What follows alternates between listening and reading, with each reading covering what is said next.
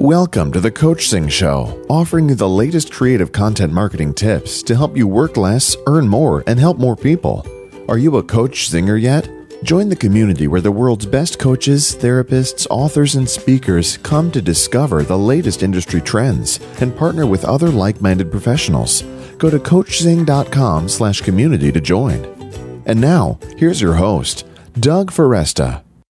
Hello, welcome back to the Coachzing Show. This is Doug Foresta, your host. My guest today is Mike Michalowicz, and I'm really excited about this show. One of the things that I hear a lot from many of you is, can I make money being an author? Is there any money in being an author? And I hear that writing a book is just a expensive calling card. So I think you'll get a lot out of this episode because Mike is an author full time, which is really unique. I think he's the first person we've had on who has that moniker. So let me say a bit about him. I'll bring him right on. Mike Michalowicz is the entrepreneur behind 3 multi-million-dollar companies and is the author of Profit First, The Pumpkin Plan, and what BusinessWeek deemed the entrepreneur's classic, The Toilet Paper Entrepreneur. He is a former small business columnist for the Wall Street Journal and regularly travels the globe as an entrepreneurial advocate.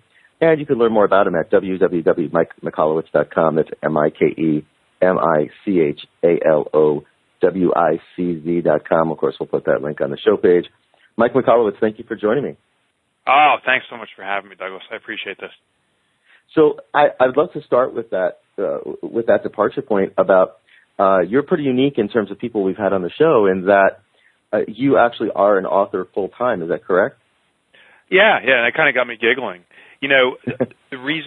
There's reasons why I am, but I heard the same thing when starting up: is you can't make money, you'll never be successful. Yeah.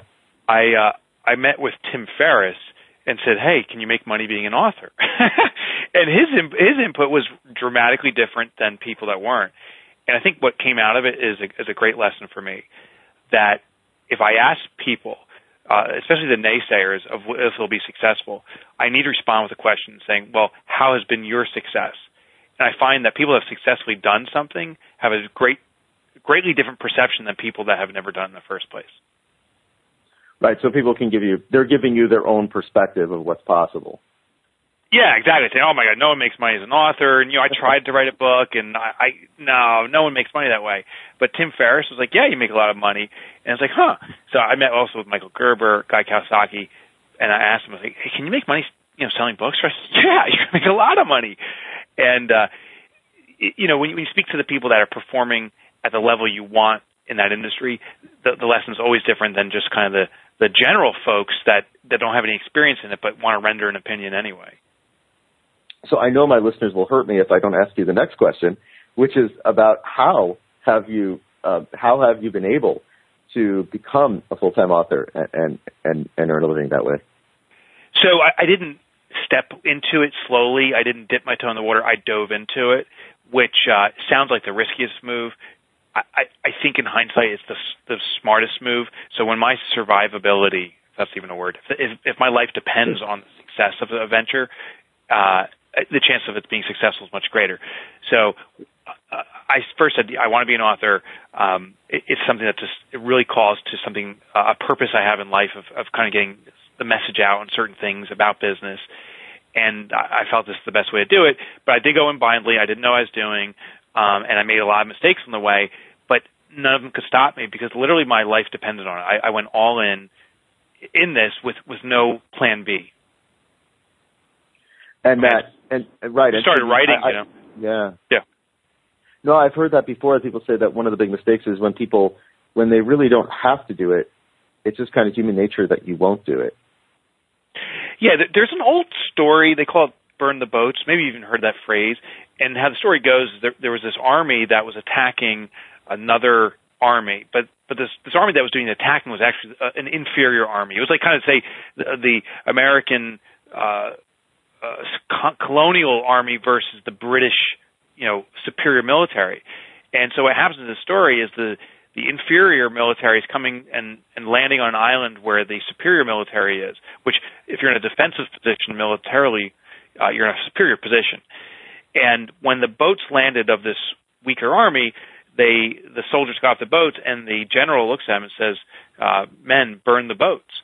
And following orders, they burned the boats. And when that was done, he says now there's only two ways off this island: victorious or death. Victory or death. And when there's no way out, it's amazing how much of a scrapper we become and how devoted we become.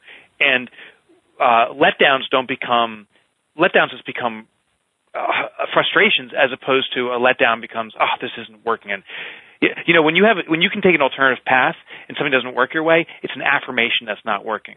When you have no alternative path and something doesn't work out your way, it's a roadblock, it's a frustration, but you plow through it. Yeah, I'd heard that term before, but I never knew the story behind it. That's brilliant. Yeah. Wow, yeah. That would be a wake-up call for sure if I was. Oh my God, yeah. Now I don't think it was the colonial war. I think that story goes back to BC sometime, but right. It's just as relevant today, of course. Absolutely. So one of the questions too that I know people will have is about.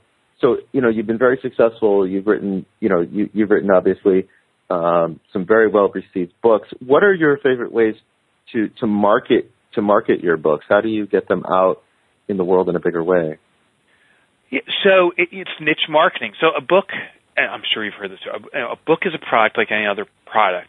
The problem with a book is if you look at it from the kind of shelving mentality, like a Barnes & Nobles or something, my book's on a shelf and it's surrounded literally by hundreds of other books in that category. That would be like going to the supermarket in the cereal aisle, which is the most variety of products, and seeing hundreds of cereals where there's usually a couple dozen cereals. Right. So books are extremely competitive. But we need to approach it with that same kind of mindset.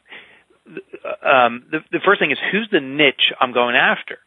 Who's the very specific category? Kind of like cereals, if we play out that analogy. There's cereals for kids. There's cereals for adults. There's cereals for adults who want their kids to eat nutritious ones and not the Fruit Loops with something else, but still appeal to kids. They're all categorized. Well, in books, too, we had to figure out our market. And what I did was, when I started writing my books, I thought it initially, and I thought wrongly, it was going to be very early stage young entrepreneurs. I started speaking to that community. And I remember, I'll never forget this, I got a call I was speaking to college students and stuff, from one of the moms who said, my son brought home this book. I read it. This is really good. This has inspired me and helping me run my business. And I found out that it was the 40, 50-year-old moms who I never thought would read a book like The Toilet Paper Entrepreneur, my first book. Like, that's so bizarre. Were reading my book. So then I started catering to that niche. I learned a lot from that community and then really entrenched myself in there and kind of became the standout author. There wasn't many male authors that were focusing on women that were now reentering the workforce by starting their own business. And the guys that were trying to do it just didn't know how to pull it off. They didn't know how to resonate with that community. And I didn't at first, but I was learning certain things to do, certain behaviors. Like, as crazy as it may sound, I found that my wedding ring is one of the most important influencers in that community. And if I didn't wear my wedding ring, it came across as antagonistic or a little bit creepy. But if I did wear my ring for that community, it's like, okay, this guy's safe. His message doesn't have a hidden agenda of hitting on me. And if you're not in that community, that doesn't make sense. But if you are, you totally get it. So niche focus. That community really carried me to the next level because they became very vocal about, hey, this is connecting with me. I love the books. And one thing that's amazing about female readers is a female reader at the back of the room after your presentation doesn't buy one copy like a male reader will. A female reader will buy 5 copies, one for herself and then 4 for her friends. So that community made it viral for me. I think that's such an interesting gender. It's such an interesting gender difference. It is. I researched this. I feel compelled to share it with you because it's fascinating. Sure.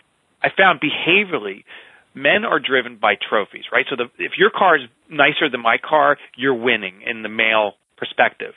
Well, to achieve trophies, we need to have an advantage. Secrecy plays in. So if you find a book that serves you, it is wired into the male species, us, to protect that knowledge because it gives me an advantage to get the nicer thing. Women, on the other hand, are wired for communal significance. So in my tribe of women, if there's, say, 5 or 10 women in my circle, the one who contributes most to that circle becomes the most significant, the one that gives the most to that circle. So men, when it comes to books, I get a book. If I think it's a great book, I ain't telling anyone because I have an advantage over you. Women find a book, they're wired to give the book to everyone because now it shows their significance in their circle, and that elevates them. So I thought it was fascinating. Very fascinating. That's really interesting. So my next question for you then is a little bit deeper. How you're talking about getting out in front of this niche. What ways have you found that are most effective to get out in front of in front of your niche, in front of the people that most need to hear your message? Yeah. So find out where they congregate. This is a great lesson that I learned over time too. So I said, I'm just going to go on Facebook, right? Or I'm just going to go on Twitter, or I'm just going to go out and do some speaking engagements. But really, to start owning a niche, to be significant there, you need to congregate where they go. And there's an old saying, birds of a feather flock together. Once you find your great readers, the ones that are really addicted to your book, it's important. Again, it's just like any other product. Interview your best customers and say, where do you go? What are the events that are important to you? Because I know this, that if I find out where my best reader is going or what they're reading or the social media that they participate in, I know people just like them are there. And since my best reader is there, those people like them are also potential best readers. So I found that, Facebook is important, but the personal pages are more important than a professional or company page or a book page. I found that there's live events, hands down, the most important. These speaking events was a big deal. And ironically, the speaking events became so important because I got I call it the minority advantage. And what that is when you are in a minority in any kind of group, you're instantly recognized.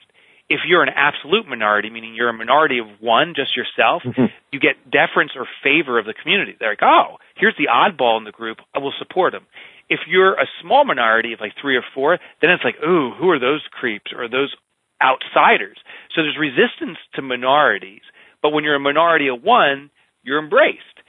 So when I was going to these women's events, if there was like 4 or 5 other male speakers there, it wasn't necessarily a good event.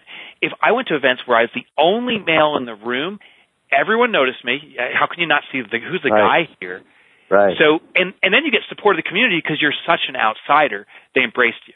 So live speaking, where I was the only guy, was actually the most successful in getting that niche inspired to take the book to the next level. Well, I think there's another lesson in there that you've touched on, which is that you really have to notice and pay attention and track what's working, right? Because you could have never, it doesn't sound like when you started that you could have ever in your mind said to yourself, the way I'm going to market my books is by going to live events where I'm the only man in an all-women's event. Right, no, I never. And here's the funny thing is my ego really is the biggest challenge. It gets in my way. So when I started writing my books, like I was telling you, it's going to be the young kind of recently graduated college student, probably the male community. Like that's who I'm going to speak to. And when that wasn't working so well, my mind said, burn the boats, Mike. You got to fight through this. So I started pushing harder and harder in that community. And other calls did come in, other interest from female readers. And it's like, not my community. Leave me alone. And I kept on driving almost too long. And that's where we get a little too headstrong. I do. And I think other people do too. The lesson for me was this, is if it's not working, to allow myself to be wrong and to be okay with that. To say, you know what, I thought it was this. I was wrong. I'm listening to the community and responding. And I almost fought in that community or pushed in that community of young entrepreneurs too long. And I don't think I would have progressed as quickly as I did. Maybe I wouldn't. Maybe I would have given up at a certain point. So, yeah, burn the boats, but also understand that within there's some dynamics that you have to shift around to listen to who's speaking to you and who's actually showing their interest through their actions as opposed to who's really not. I think it's also so interesting because as a theme that's come up over and over again for guests on the show is also about how in some ways we don't choose our community. In a sense, our community we put out our message and then the community kind of finds us. Yeah. Yeah, and the term that gets put around, and I challenge this term, it's called pivot. And pivot's nothing new, by the way. It used to be called strategic planning. Paradigm shift was a very popular term about a decade ago. Same I remember idea. That one. Yep. Yeah, paradigm shift. And the idea was the community, your target customer is revealing what they want, we have to adjust what we deliver to speak to that community. And while that's 100% correct, and I agree with 100%, what I see, the problem that's occurring is we forget ourselves in that. So as we pivot, as we adjust to the community, I moved over to the women's community, women readers, I have the potential, if I just shift to what they want, to neglect what I want as the provider. And then I start resenting my business. Literally, I've seen people, pivot their business to a company that maybe it's financially okay, but they hate their business. They can't believe they got into the line of work that they're doing. So I just argue, don't pivot, instead align. And what I mean with that is you do need to be responsive to customer demand and who reveals themselves and speak to them. But you always have to do that gut check. Is this still speaking to my values and my purpose? Because if it is, you will have that momentum to stick with this new community that's revealed itself and push through. If it's not aligning with who you are, then it becomes something you start to resent, and it degrades the quality of brand, and the ending of your brand is in sight already. It may take years to play out because the money's flowing, but your resentment for it means it won't be ultimately successful, in my opinion. Very powerful lesson. Thank you. Please share with people as well. I know you have your newest book is Profit First, correct? Yes. Yeah, it just came out last summer. Can you say a little bit about that book and what it's about? Yeah, so perhaps it's become my favorite concept. My prior book was The Pumpkin Plan. That's my favorite book that I've written. I like it the most, but this is probably the most powerful concept, and people are responding to it the most. What I like to do is challenge established business paradigms or axioms, things that we believe to be true. And one belief that's been out there since the start of business has been that profit's the bottom line. And in fact, that's what we call it, like, how's the bottom line for your business? The problem is if profit is the bottom line, it's literally the last thing we look at. So we take our sales first, sell, grow. We pay expenses, spend, and then the leftover is profit. But that's the absurdity of it, that profit is a leftover. So in Profit First, I propose a new formula. Instead of sales minus expenses equals profit, I propose that sales minus profit equals expenses. This is the pay yourself first mentality we've all been told at home and we know works, now applied to our business. So every time you take in $1, take a predetermined profit percentage, 10, 15, 20, 30, whatever that percentage is, and immediately extract it from your sales, hide it away in some profit account for your business, and then the remainder is now expenses.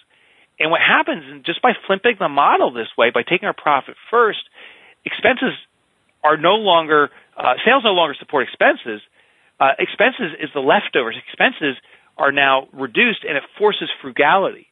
And the ultimate irony is if you force yourself to take your profit first, if expenses is the last thing that you address, not only does it force frugality, it also forces innovation, because you need to establish or accomplish the same things in your business you have always intended to or wanted to, but with less money. And the only way to do that is through innovative thinking, to get the same thing done or better things done that your competition is doing in a new, innovative way.